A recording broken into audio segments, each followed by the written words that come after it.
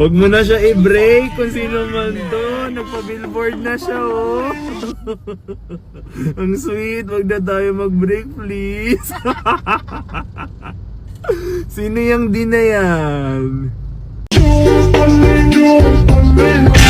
Napapansin mo na ba na medyo nakakalimutan mo na ang mga pangalan ng mga kaibigan mo? O kaya naman ay ibang bagay ang nakakalimutan mo? Huwag kang matakot na baka inaakala mo meron ka ng Alzheimer's disease. Ayon sa mga eksperto, ang mga taong madalas may nakakalimutan ay nagpapatunay lamang na mataas ang inyong IQ.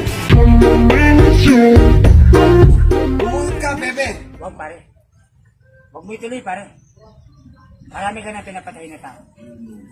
Pati batas, binaboy mo. Pinuno mo na sa loob. Kaya dapat ka na kalusot. Sambala ka lang. Ano ang gusto mo paglaki mo? Engineer. Bakit gusto mo maging engineer? Kasi matalino ako sa math. Si Tekla, challenge ka ni Ate Tekla mo tungkol sa Bibigyan math. kita ng 300 apple, 500 mansanas, 500 grapes, Yan. and 600 banana. Anong sasabihin mo?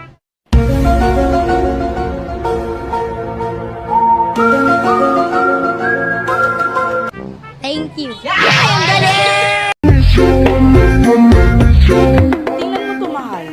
Kapag naging close daw kayo ng isang tao, magiging magkamukha kayo. Hindi totoo yan. Palagay mo?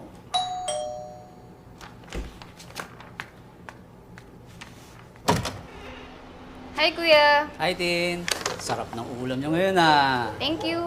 Ikaw, Neil, naniniwala ka ba na kapag araw-araw nagkikita, nagiging magkamukha? Parang di naman. Sabi sa iyo eh, hindi sana kamukha na natin si Nin. Sige, sir. May delivery pa ako. Okay, bukas ulit. Brownie.